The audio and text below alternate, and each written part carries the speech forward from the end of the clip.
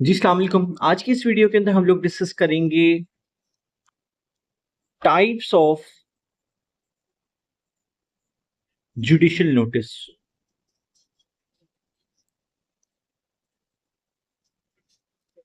तो दो तरह की मेन टाइप्स हैं, एक है एडजुडिकेटिव फैक्ट्स,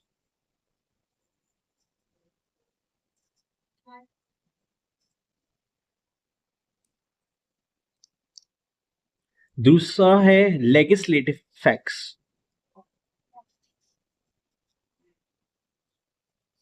एडजुडिकेटिव फैक्ट्स का मतलब ये है कि ऐसे फैक्ट्स जो कि केस के मुतालिक हों और उनको हमें प्रूफ करने की जरूरत ना हो। फॉर एग्जाम्पल, अगर किसी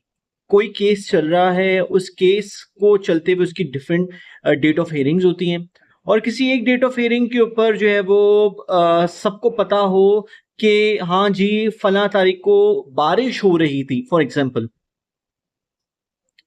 तो इस पे कोर्ट जो है वो जुडिशियल नोटिस ले सकती है कि हाँ जी, कोर्ट को पता है, कोर्ट के इल्म में था कि ये इस केस के मुतालिक फला तारीख को बारिश हो रही थी, तो इस फैक्ट को प्रूफ करने की जरूरत नहीं है।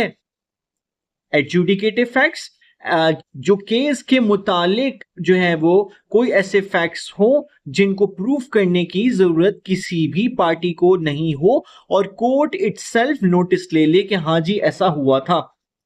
लेजिस्लेटिव फैक्ट्स, लेजिस्लेटिव फैक्ट्स का मतलब ये होता है कि ऐसे फैक्ट्स जो कि ऑलरेडी लॉ के अंदर मेंशन हैं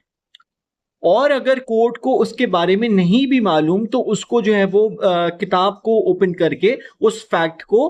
रिव्यू किया जा सकता है और रिव्यू करने के बाद फिर उस कोर्ट को या जज को वो फैक्ट को प्रूफ करने की जरूरत नहीं है।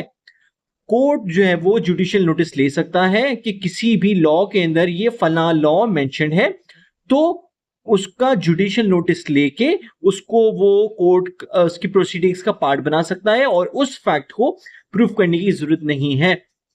और उसका फिर वो रेफरेंस के तौर पे हवाला देना चाहे तो उस लॉ का वो हवाला दे सकता है और हवाला देने के बाद फिर उसको